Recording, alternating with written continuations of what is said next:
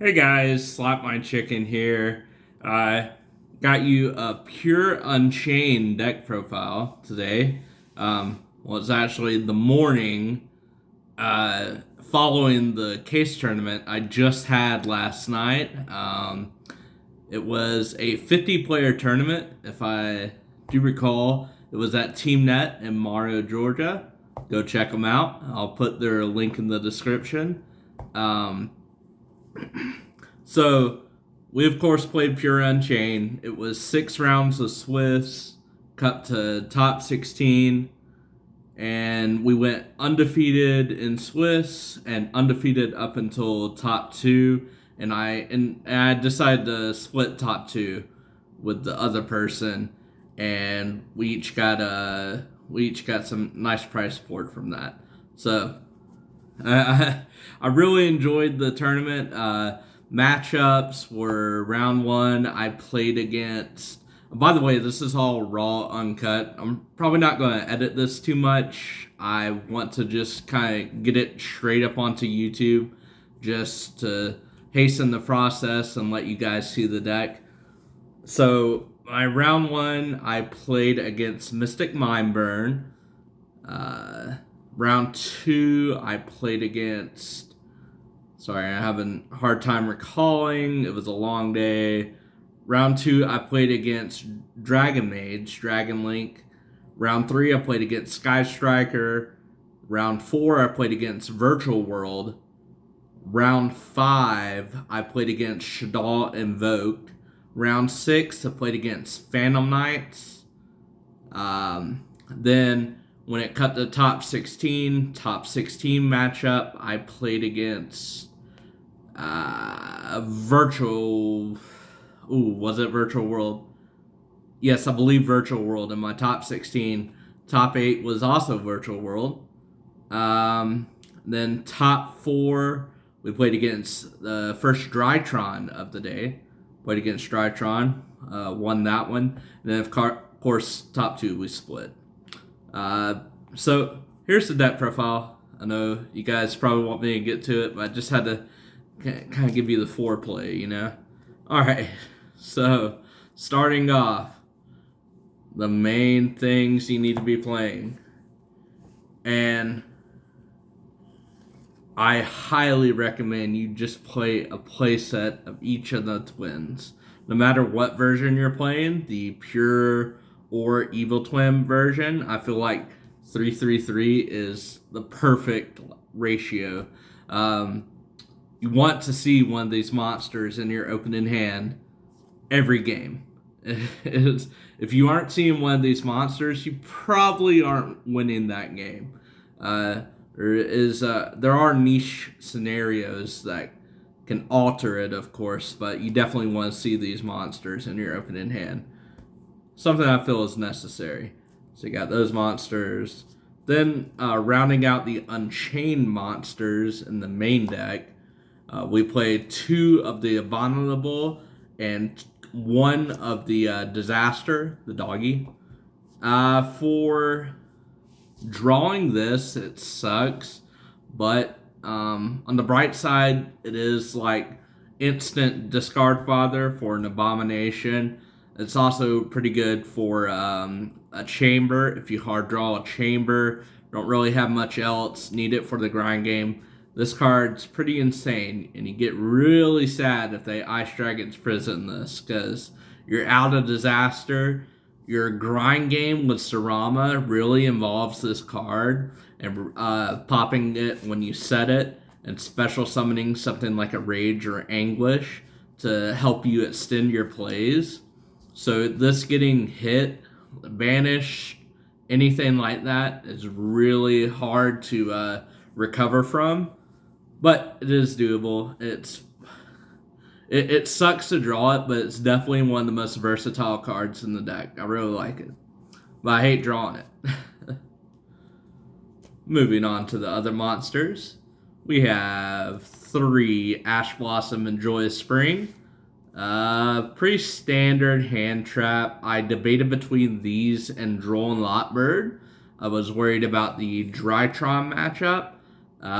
Fortunately, we I did not see any Drytron until my top 4 match. So, in hindsight, it was a good decision to main deck these over Droll. However, if I'm going into a tournament and I know there's a lot of Drytron players, most likely Droll is going in over these. And to round out the monsters, you probably already see it. It's Artifact Scythe, because we do play the Artifact engine. Moving on to the spells. So for the spells, we play 3 of the Rhoda, Abomination's Prison, Mandatory 3, Insane. Searches any of the Unchained cards. Key note about this card, it's not, even though it searches all the cards and it has the same where it's set and destroyed, it special summons an Unchained monster from your deck. This does not count as an Unchained card, so you can't set it from your graveyard with something like Sarama. That's extremely important. A lot of people miss that on this. They think it's an Unchained card. It's actually not. It's unfortunate, but, gotta play with what you have. So, rounding off the spells, playing 2 Pot of Extravagance and 2 Pot of Prosperity. Pot of Prosperity is absolutely insane. Shouts out to Gabe for letting me borrow one of his Pot of Prosperities. Insane card. It absolutely probably needs to go to 3. I would have to definitely find something to cut. But I definitely want to play this at 3 and going forward in the deck. Extravagance is still really good. Like, these cards, I've honestly debated between playing 3 Extravagance and 3 Prosperity at the same time. I know it's like, well, if you draw one, you can't activate the other, right? Well, that is true, but they do different things. Prosperity gets you to, say you're only missing like 1 card. Say you're missing an Aruha or a Rikea to get your plays going, and you already have a trap in your hand, an Unchained trap. A Prosperity for 6 almost guarantees it every time for you to get that card. Extravagance is just generally good if you just need cards. Like, you just want more cards, especially if you already have Aruha plus trap or Rikea plus trap. So that's my theory behind it. I want to test 3 and 3, honestly. Moving on to the traps. Playing 3 Chamber, 3 Escape. Pretty standard. Best traps in the archetype. Best traps in the game, kind of. It helps so much that you can trap trick them out. They are definitely the workhorses of the deck. If you aren't resolving these traps, you're probably not winning that game. And then we play what you get those traps out and the remainder of the traps. 3 Trap Trick, insane card. Like, just extra copies of your traps. What more could you ask for? We play 2 Ice Dragon's Prison. Shout out to Gabe again for letting me borrow these. Good card. Didn't come up as much as I would have liked. The only matchup it really came up in was Drytron. It definitely helped in that matchup. I can't really think of any other circumstances during the day where Ice Dragons came up or I had it when I needed it. I've considered cutting it, but it is just a powerhouse trap. If you're drawing it against something like Eldritch or Drytron, you're in a good spot against those decks. So for the other traps, I play 2 Needle Sealing. I was playing 3 Needle Sealing. However, I needed to cut 1 for the 4th pot. It's a good card. It definitely helps in a lot of matchups because a lot of decks, their ending boards don't really account for board wipe traps, or any board wipes for that matter, in spell or trap form. Unless they have multiple negates on the board, needle sealing for virtual world, especially if they end on something like double VFD Chuche, which a lot of them do, or even double VFD bamboozling, needle sealing definitely hurts them. If they don't have good follow-up, a needle sealing can single-handedly win you that matchup. Then we play 2 Heavy Storm Duster. Heavy Storm Duster comes in clutch when you need it. Against back row decks, definitely helps.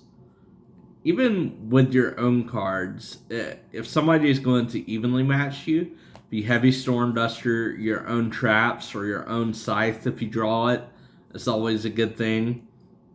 And it's just very versatile. I've considered siding them or just cutting them all together, but I feel like Heavy Storm Duster actually came up more than Ice Dragon's Prison, believe it or not. And I think I would keep these and cut the Ice Dragons if I were to cut anything for the 2 other pots. Next, we play 2 Sanctums to round off the traps. Artifact package, insanely good.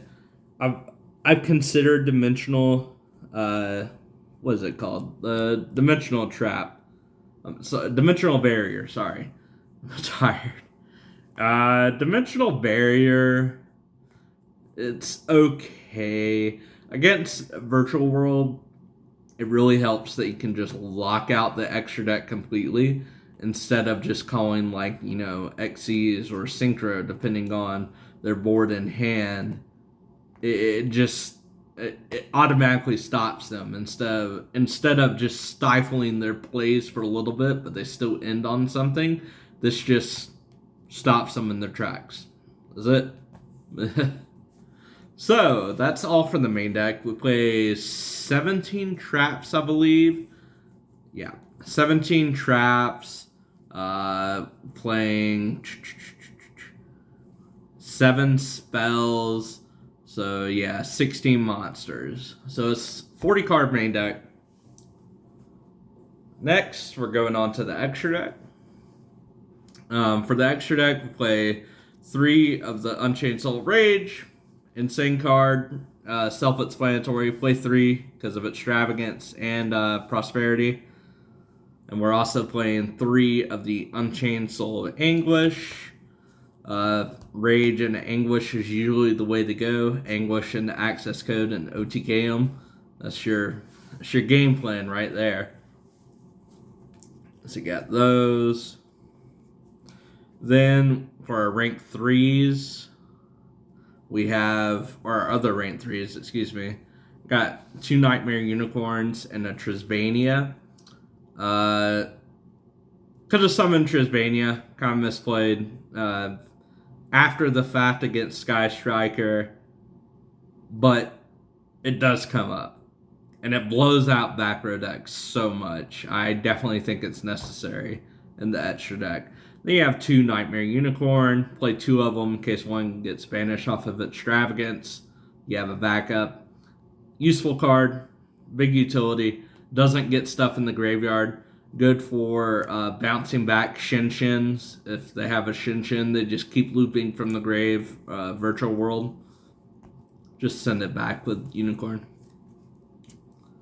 Then, for our rank 4s, we have 2 access code talkers.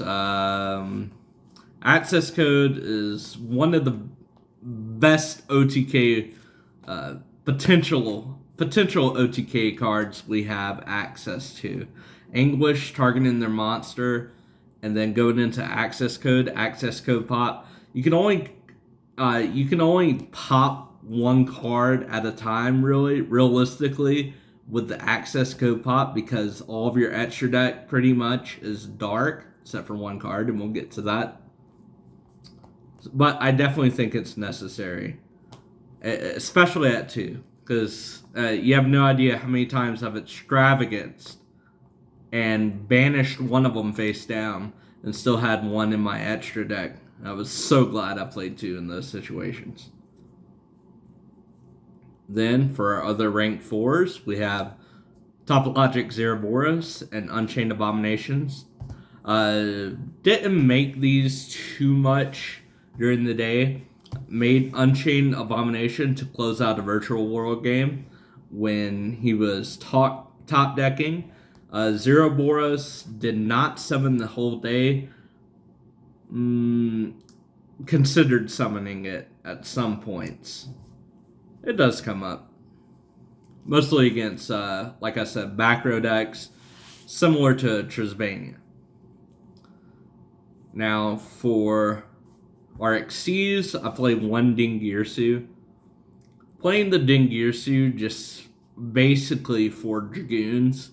I am very scared of Dragoons. Or Fortune Tune, because I'm going to let the secret out. You summon a Fortune Tune against Unchained, we kind of cry on the inside. Hot tip. And then rounding out our extra deck, we're actually playing the new Link 5, Goddess of the Underworld. What's it called? Goddess of the Closed World. Excuse me. Underworld Goddess. Did not come up. I played it kind of for a meme, just to be like, hey, I can make this, like, sometimes. You can't make it with Rage, though, or Anguish, because if they're Link Summon, the Link monster has to be a Dark monster. So, in hindsight, I'm probably not going to play it again, but it was in there just in case. I'm like, hey, if they have, like, an IP Avermax, or a Dragoon that's already used its effect, or something like that, I can hopefully amass 4 monsters on my board. Or if they have Link 2, 3 monsters, 3 effect monsters, and summon this. You know, unrealistic goals, but we had to meme on them. So, that's all for the main and extra. Next we have the side deck. It's pretty standard, to be honest. Play 3 Droll, Drytron matchup. That's literally the only reason they're in there, pretty much. 3 Forbidden Droplet. I debated between this and Dark Ruler No More. I do think Dark Ruler probably would have been better than this. However, I actually didn't resolve a single droplets today, no matter when I sided it in. So maybe it's better. I'm honestly on the fence between this and Dark Ruler. You could play either or and be perfectly fine, to be honest. Then we have 3 Lancia. 3 Lancia, of course, for the Virtual World matchup. Dino matchup. That's still scary. Then it's also good versus the Tri-Brigade deck. It shuts down all the Tri-Brigade monsters. So, Lancia is overall pretty versatile. Also, you can Sanctum it out and against the Virtual World matchup. That hurts a lot. Then we run 2 Nibiru. This is kind of like the flex spot of the side deck, I'd say. These 2 cards. You don't really need Nibiru, in my opinion, because most of the good players that run a deck that can lose to a Nibiru already play around Nibiru by either setting up a negate in the case of Virtual World, or in the case of other decks, not overcommitting unless it was safe and they're able to recover. So Nibiru is definitely on the chopping block, but it's like a flex spot. It's just generally good. It's also good for those rogue decks that just spam a lot, and you just need something to take care of them. Big rock.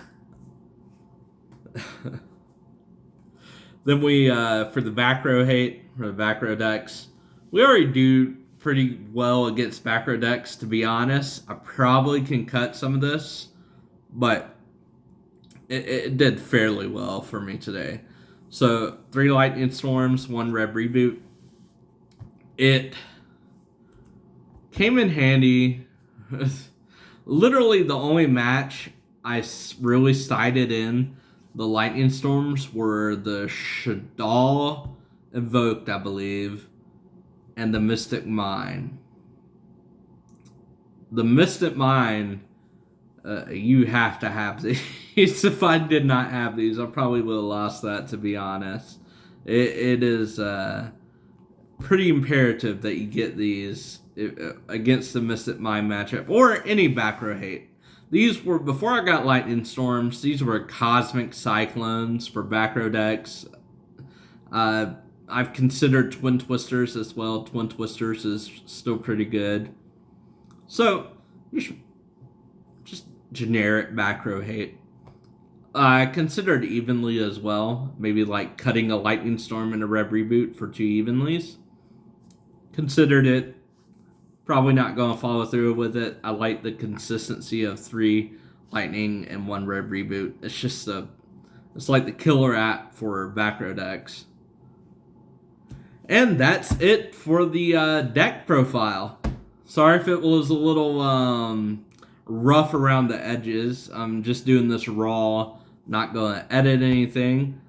I'm going to put it on YouTube right now. So, thanks for watching, everybody. Hope you enjoyed the deck profile.